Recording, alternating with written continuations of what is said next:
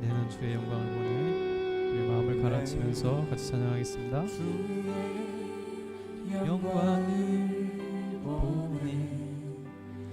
우리 가운데 계신 주님, 그 빛난 영광 온 하늘 덮고 그 찬송 온 땅 가득해.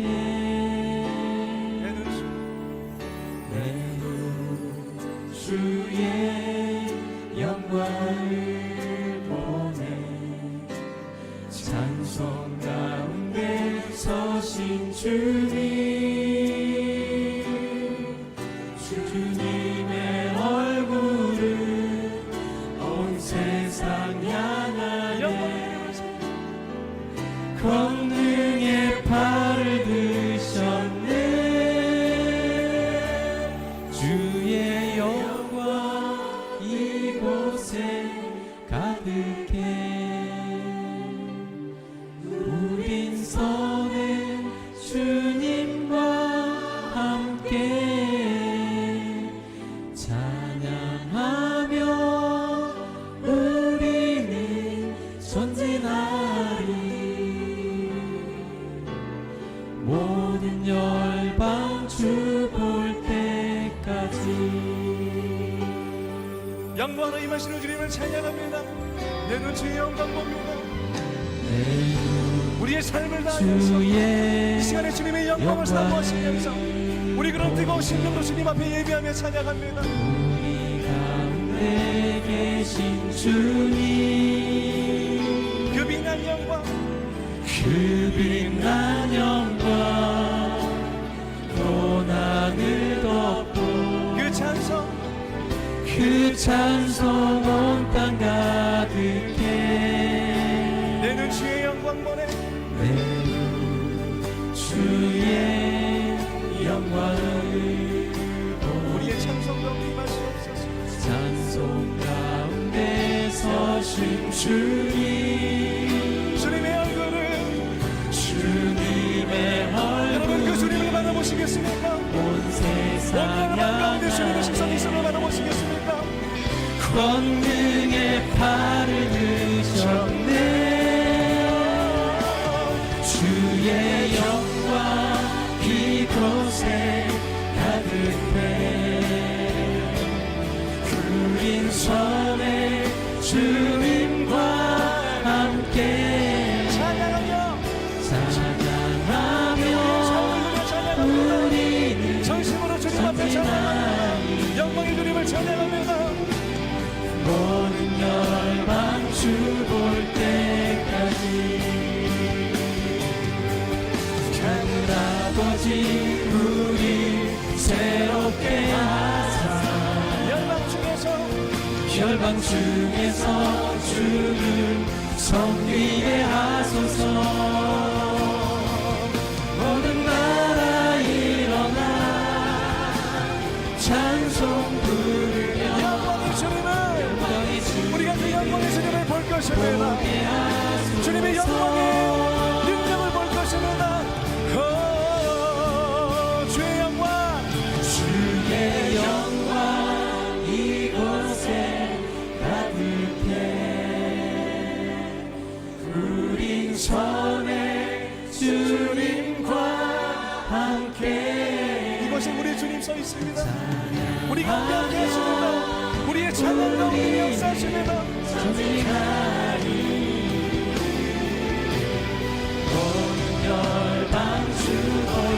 우리 마지막 한 번 더 찬양합니다. 주의 영광 이곳에.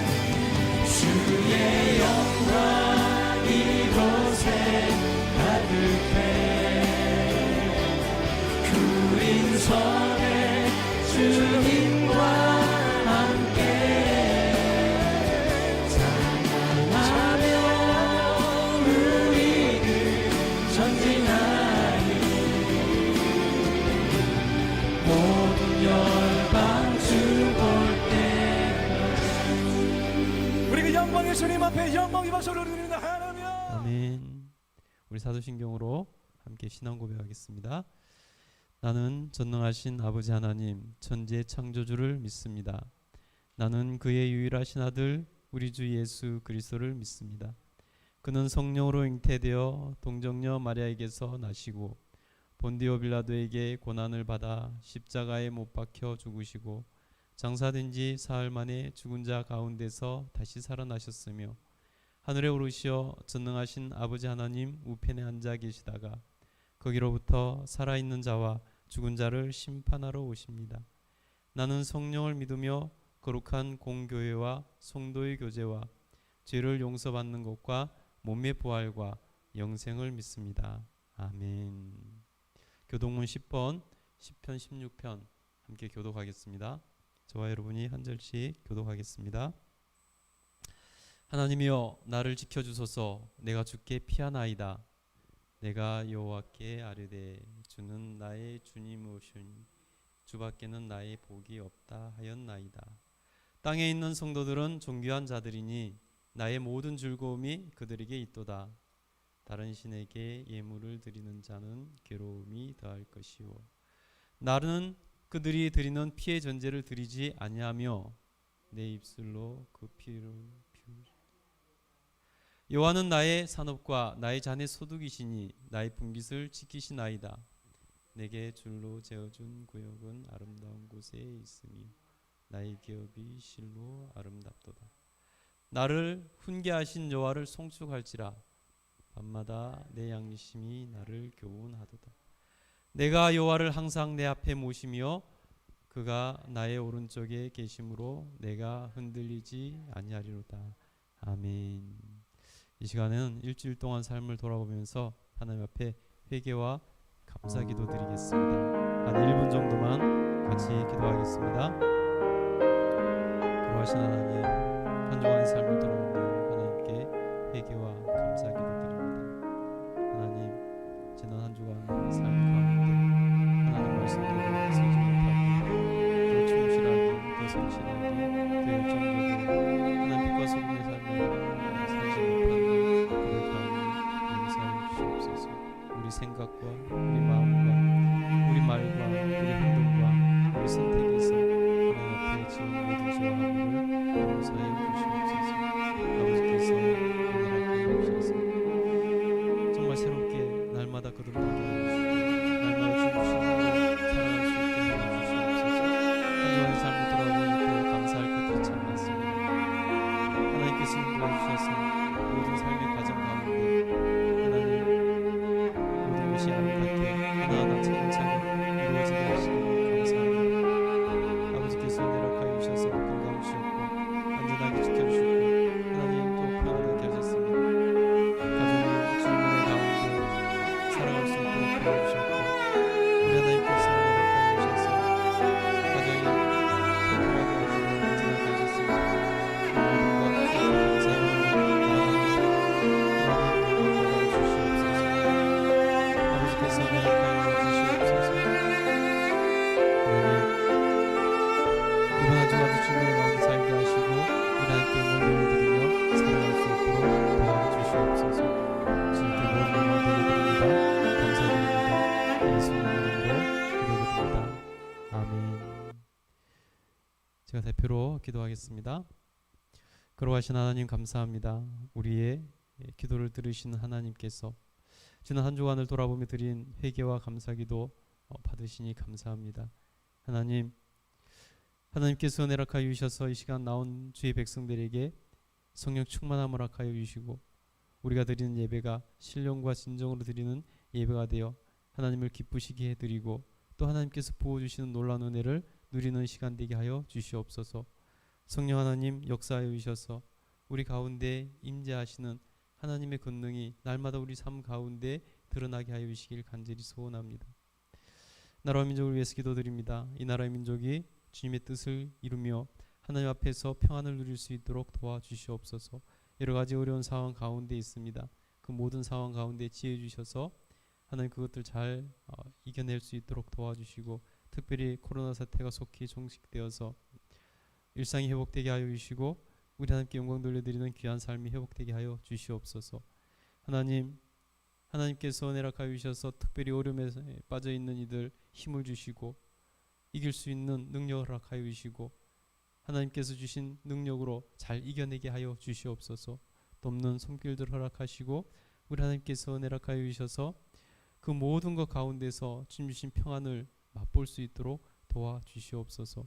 아버지께서 은혜 허락하여 주셔서 미얀마 민주화 사건이 하나님 온전히 이루어질 수 있도록 도와주셔서 민주화를 성취할 수 있도록 도와주시옵소서.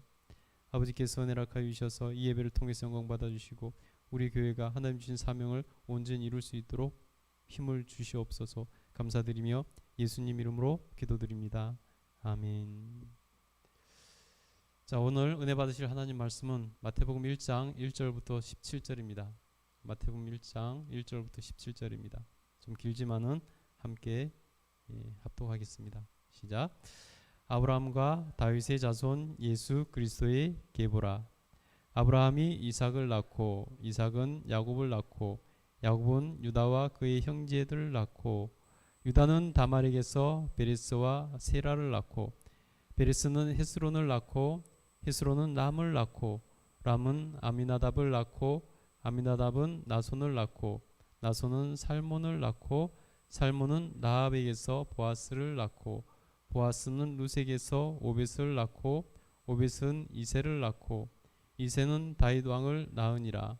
다윗은 우리아의 아내에게서 솔로몬을 낳고 솔로몬은 르호보암을 낳고 르호보암은 아비야를 낳고 아비야는 아사를 낳고 아사는 여호사밧을 낳고 여호사밧은 요람을 낳고 요람은 우시아를 낳고 우시아는 요담을 낳고 요담은 아하스를 낳고 아하스는 히스기야를 낳고 히스기야는 므낫세를 낳고 므낫세는 아몬을 낳고 아몬은 요시야를 낳고 바벨론으로 사로잡혀 갈 때에 요시야는 요고냐와 그의 형제들을 낳으니라.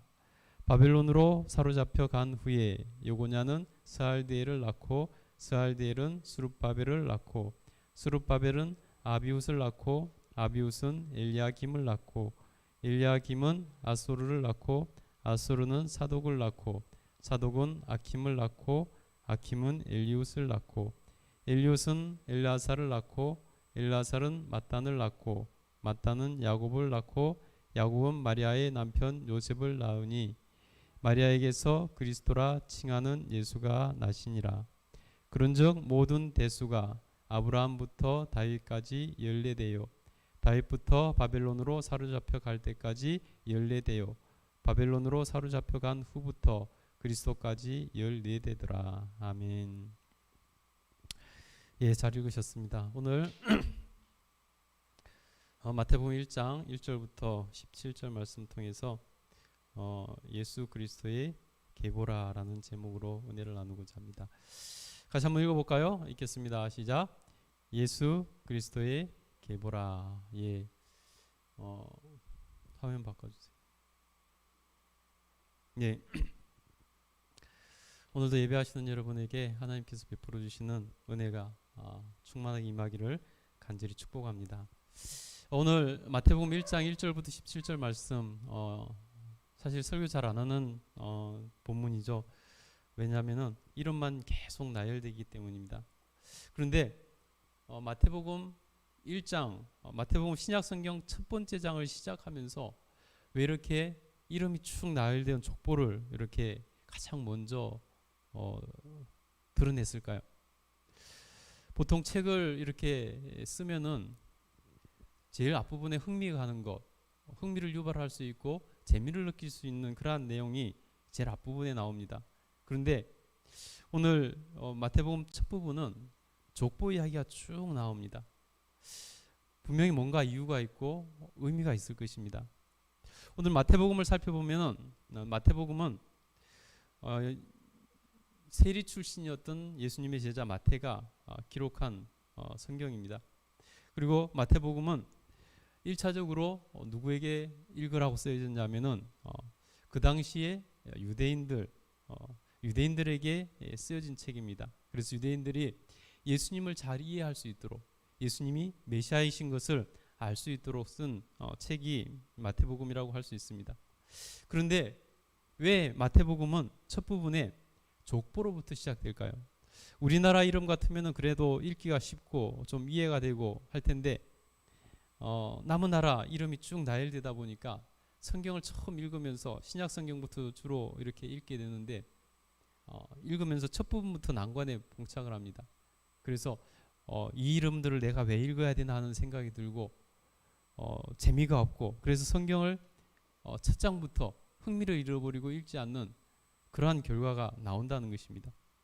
그러면 성경이 도대체 성경책 읽지 말라고 첫 부분부터 이렇게 복잡하고 또 지루한 족보로부터 성경을 기록해 놨을까요? 절대 그렇지 않겠죠. 뭔가 이유가 있다는 것입니다. 오늘 예수님의 족보라고 할 수 있는 이 마태복음 1장의 이 족보, 도대체 어떤 의미를 가지고 우리가 어떻게 읽어야 될 것인가 하는 부분을 한번 살펴보려고 합니다.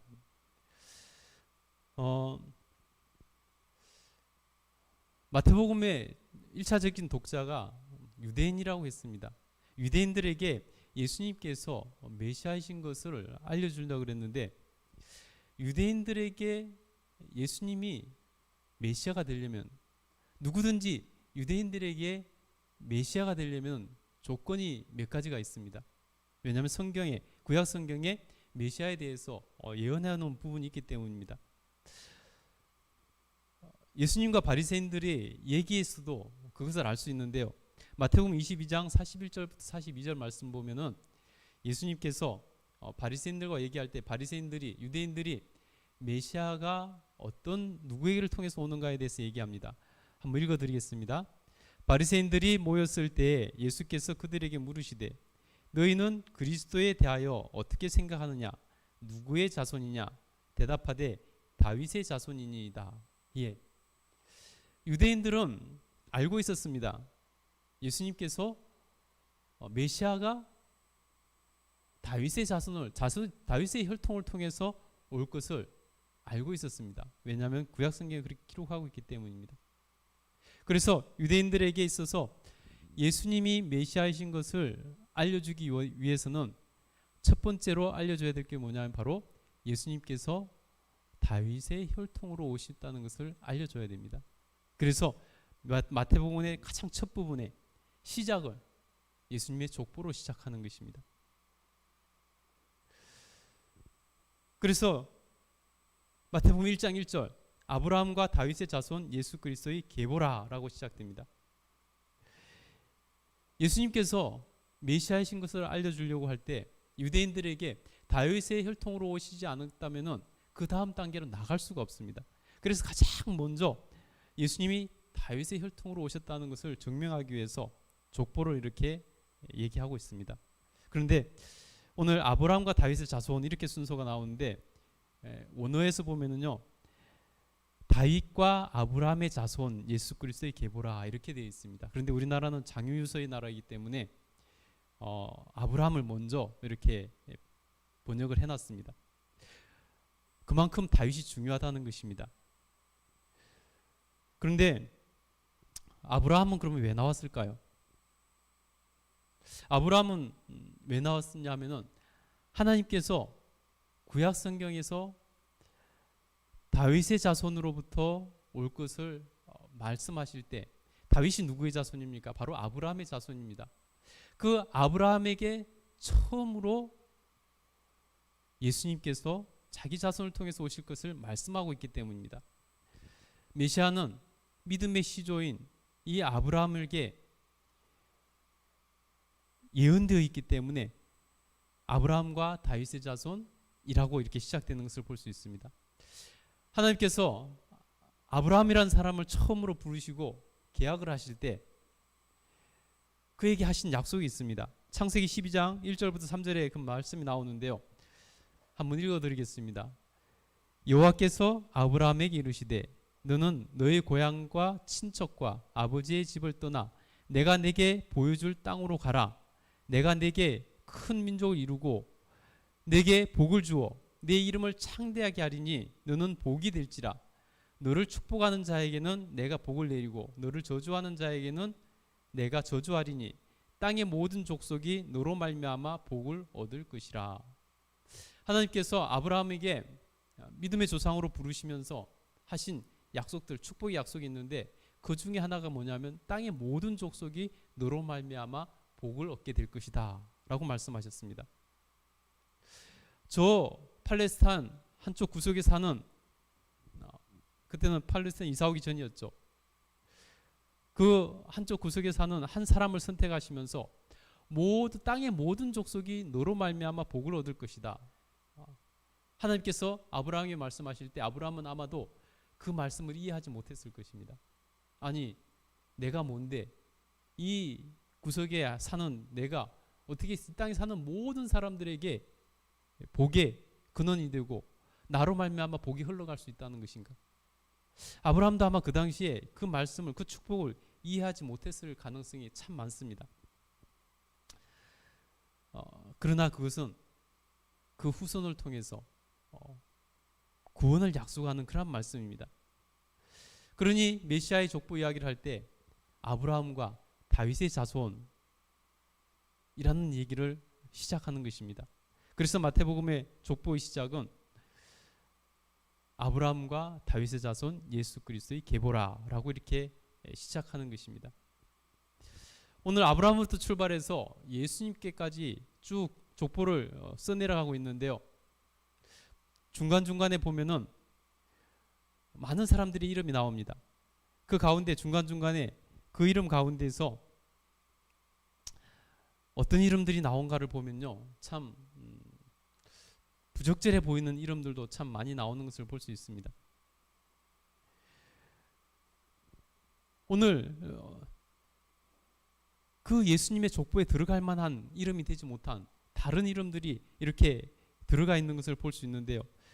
그럼에도 불구하고 왜 성경은 그것을 정직하게 기록하고 있는가 하는 것을 우리가 살펴볼 필요가 있습니다. 그래서 두 번째로 이 족보를 통해서 하나님의 놀라운 섭리와 그 섭리의 완성, 그리고 하나님께서 얼마나 인류를 사랑하시고 또 구원하시기를 원하시는지, 그러기 위해서 얼마만큼 인내하셨는지를 보여주고 있습니다. 여러분에게 한 가지 한번 질문을 해보겠습니다. 여러분이 누군가에게 혹은 무엇에 대해서 인내하고 기다린 것이 있다면 가장 많이 인내하고 기다린 것이 얼마 정도 인내하고 기다렸습니까? 가장 많이 인내하는 것이라고 치면 아마 자녀들을 향한 부모가 인내하는 게 가장 길게 인내하는 것일 겁니다. 뭔가 또 소원하는 것이 있어서 간절히 기다리고 성취하려고 애쓰는 그런 인내가 있다면 그것을 얼마나 지속해서 오랫동안 했을까요?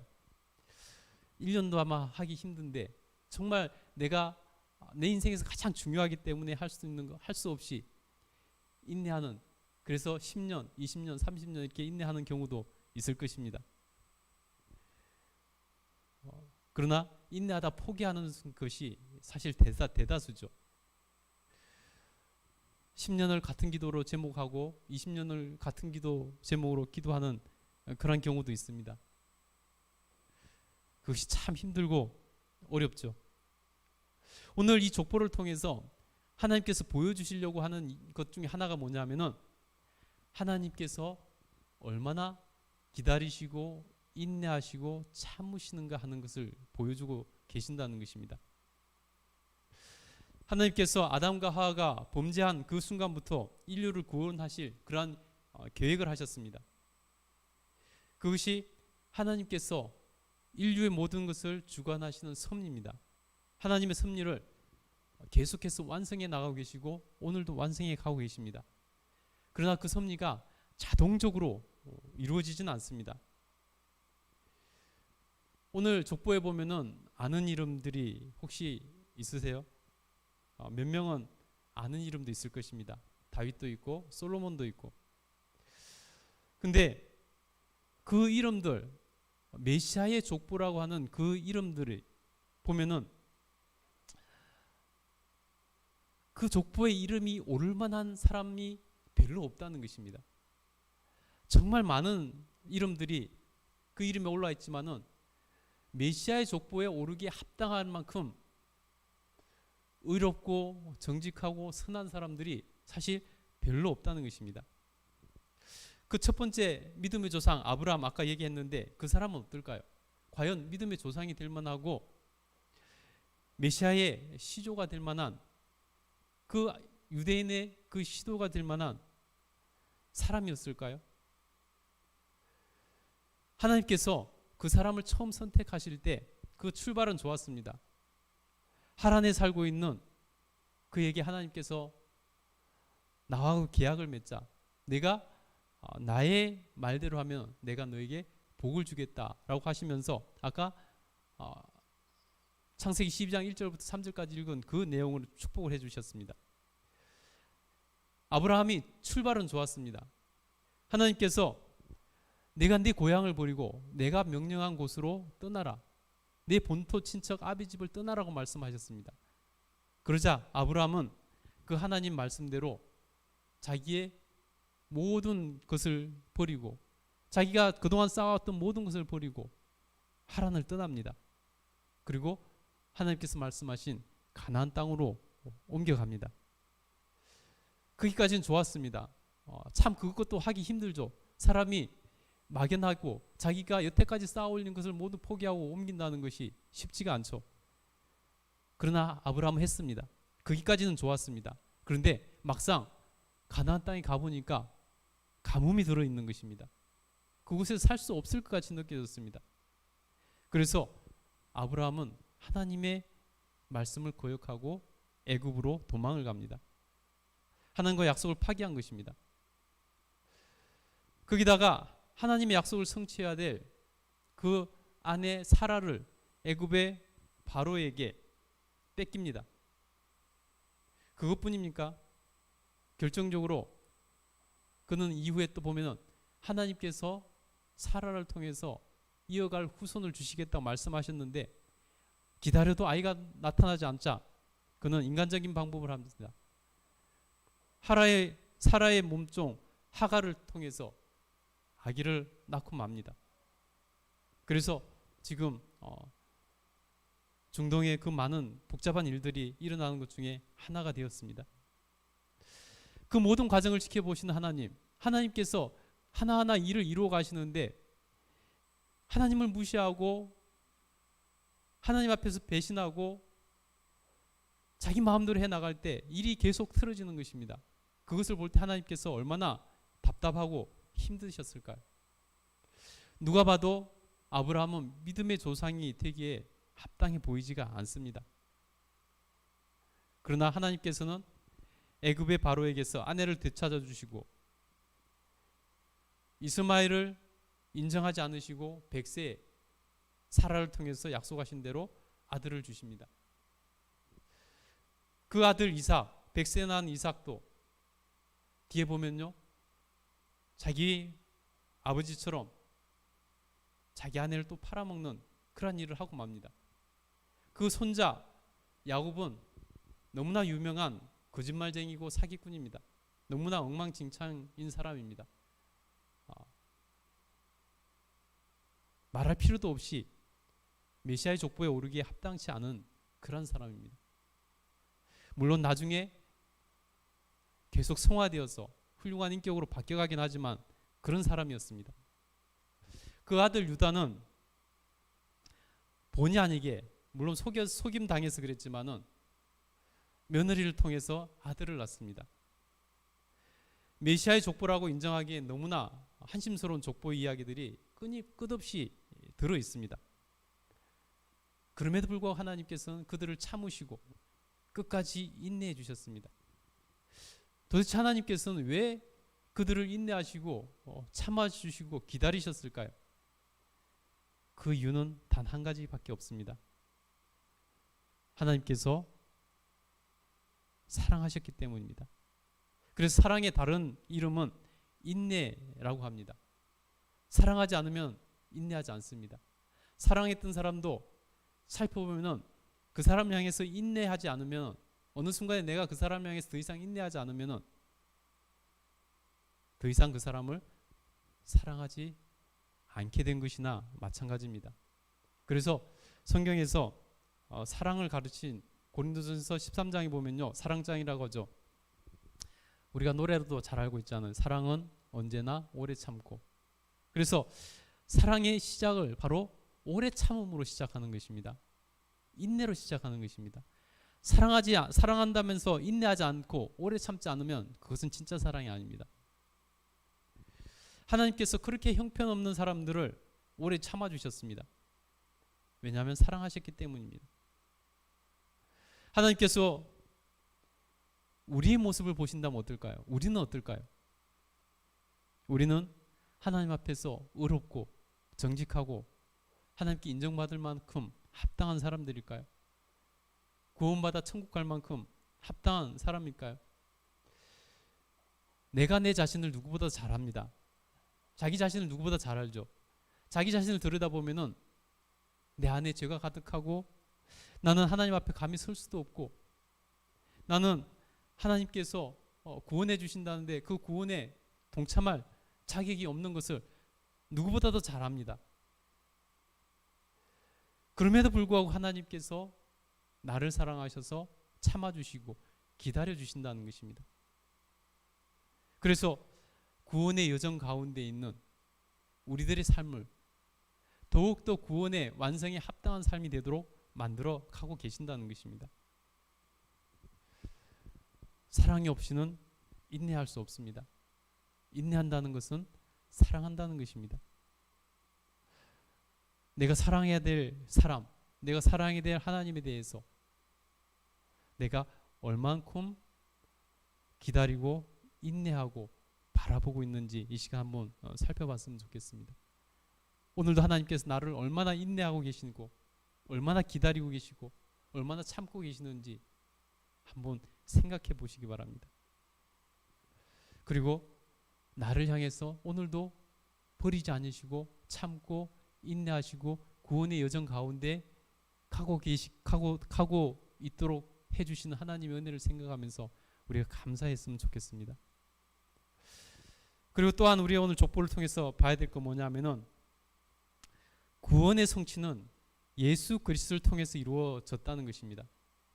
예수님의 족보를 통해서 우리의 구원이 우리의 의로 구원받는 것이 아님이 명백해 보인다는 것입니다.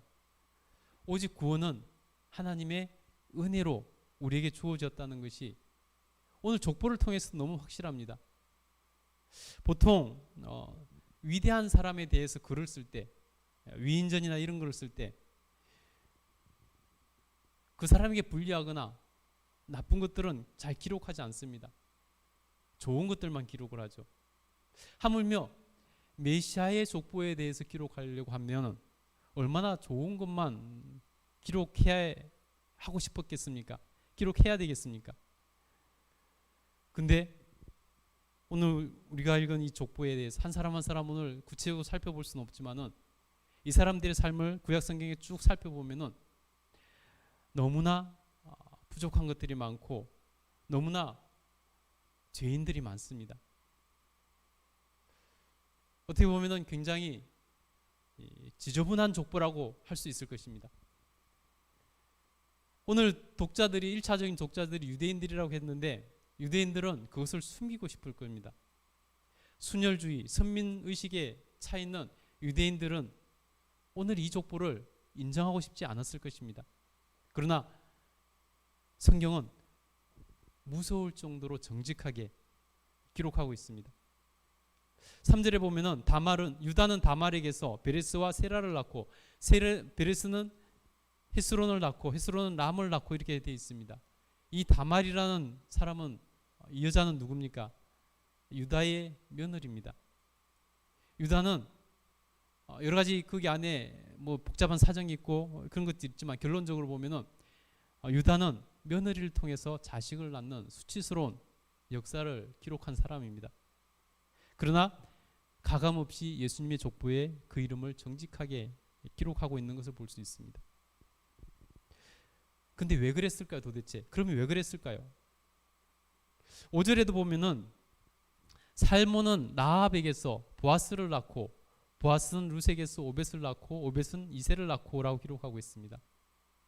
그냥 살몬은 보아스를 낳고 라고 기록해도 되는데 다른 기록처럼 굳이 살몬은 라합에게서 보아스를 낳고라고 기록합니다. 라합은 어떤 사람입니까? 라합은 유대인이 아닙니다. 이방인이고 더군다나 기생 출신입니다. 그래서 순혈주의를 표방하고 선민사상을 표방하는 유대인들에게는 지우고 싶은 역사입니다. 그런데 성경은 오히려 부각시킵니다. 다른 데는 누구에서 누구를 낳고 누구에서 누구를 낳고 하는데 아까도 유다는 다말에게서 누구를 낳고 그랬듯이 살몬은 라합에게서 보아스를 낳고 일부러 부각시키며 말을 합니다. 수치스러운 역사지만은 민족적으로 보면 수치스러운 역사지만은 일부러 부각시켜서 기록하고 있는 것을 볼 수 있습니다. 룻도 마찬가지입니다. 룻도 이방인입니다. 나오미가 모압에 가서 데려온 이방인 여인이고 더군다나 과부입니다. 그러나 이 여인도 예수님의 족보에 이름이 올라 있습니다. 유대인들의 의의를 기준으로 보면은 지우고 싶은 역사죠. 그러나 정직하게 기록하고 있습니다.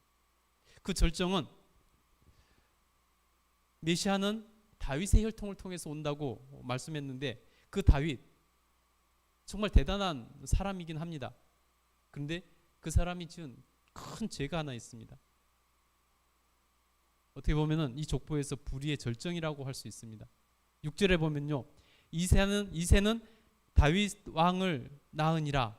다윗은 우리아의 아내에게서 솔로몬을 낳고라고 기록하고 있습니다. 그냥 다윗은 솔로몬을 낳고 이렇게 기록하고 넘어갈 수도 있는데 다윗은 우리아의 아내에게서 솔로몬을 낳고라고 기록하고 있습니다.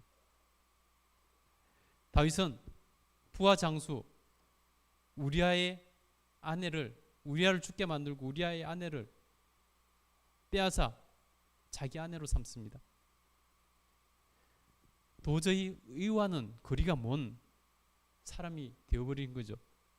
그러나 예수님의 족보에 이름이 올랐고 그 사실을 적나라하게 기록하고 있는 것을 볼 수 있습니다. 도저히 구원받을 수 없는 사람들, 도저히 죄 때문에 비난받아야 마땅한 사람들이지만은 성경은 그들을 예수님의 족보의 이름을 그대로 올리고 있습니다. 왜냐하면은 예수님께서 그 족보를 통해서 오히려 더욱더 우리에게 필요하다는 것, 죄인들이지만 죄인을 구하러 예수님이 오셨다는 것, 그것을 말씀하고 싶어서 기록하고 있다는 것입니다. 우리는 누구도 자기 의로 구원받을 만한 사람이 없습니다. 성경은 이 땅에 의인은 없나니 하나도 없다고 로마서에 기록하고 있습니다. 그렇지만은 예수님께서 이 땅에 오셔서 우리 대신 죄값을 치르려고 재판에서 가장 큰 형벌인 사형을 예수님께서 우리 대신 당하셔서 죄값을 치르시고 우리를 구원하셔서 천국에 갈 수 있는 길을 열어주셨다는 것입니다. 그래서 오늘 족보는 죄인 가운데서 구원의 완성은 예수 그리스도를 통해서 이루어진다는 것을 분명히 보여주고 있습니다. 우리의 불의에도 불구하고 메시아 예수 그리스도를 다윗의 혈통을 통해서 보내주셔서 십자가에 못 박아 죽이시고 우리의 의와 상관없이 그 죄값을 대신 치름을 통해서 우리를 구원해 주시는 은혜, 그것을 우리가 입고 있다는 것을 분명히 기억할 수 있으면 좋겠습니다. 그래서 저와 여러분이 예수 그리스도를 통해서 저 천국에 이르는 그 길을 걸을 수 있게 되었다는 것을 분명히 깨달았으면 좋겠습니다. 이 땅에 누구도 우리의 죄를 대신해서 그 목숨을 내어놓고 사형당한 존재는 아무도 없습니다. 오직 예수님만 내 죄 때문에 우리를 구원하시려고, 내 죄값을 대신 지불하시려고, 내가 사형당해야 될 그 사형을 대신 사형당하셔서 죄값을 대신 치르시고 구원해 주셨다는 것을 다시 한번 기억했으면 좋겠습니다. 그러니 우리는 이 족보를 읽으면서 지루하다, 뭔 이름들이 이렇게 많어, 이게 나와 무슨 상관이 있어, 더 이상 이런 생각이 들지 않을 것입니다. 한 명 한 명 이름을 읽어가면서 하나님이 우리를 얼마나 참으시고 인내하시고 기다리시고, 하나님께서 우리를 구원하시려고 얼마나 애쓰셨고, 이 죄인들 가운데서 예수님께서 메시아가 나셨고, 우리는 그 메시아를 통해서 나도 죄인이지만 구원의 여정에 함께 올라 구원의 완성을 위해서 달려갈 수 있게 되었다는 것, 그것을 꼭 기억하면서 읽었으면 좋겠습니다. 기도하겠습니다. 거룩하신 하나님, 오늘 예수님의 족보, 어떻게 보면은 지루하고 나와 무슨 상관이 있을까 싶은, 그래서 성경을 신약 성경을 처음 읽으면서 읽는 것을 방해해 보이는 이 족보가 우리에게 얼마나 큰 의미가 있고 가치가 있다는 것을 깨달았습니다. 하나님께서 우리를 구원하시기 위해서 얼마나 계획하시고, 얼마나 인내하시면서 진행하시고, 얼마나 기다리셨고, 얼마나 우리를 용서하셨고, 우리를 용서하시기 위해서, 우리를 구원을 이루게 하기 위해서 독생자 예수 그리스도를 인간의 모습으로 이 땅에 오게 하셔서 십자가에 죽으시고 구원하신 그 은혜, 그 사랑 다시 한번 기억하면서 늘 하나님께 감사하고, 그에 맞는 구원의 완성을 향해서 나가는 합당한 삶을 살아내는 저희들 다 될 수 있도록 도와주시옵소서. 감사드리며 예수님 이름으로 기도드립니다. 아멘. 우리 찬양 드리시면서 준비하신 예물 드리겠습니다.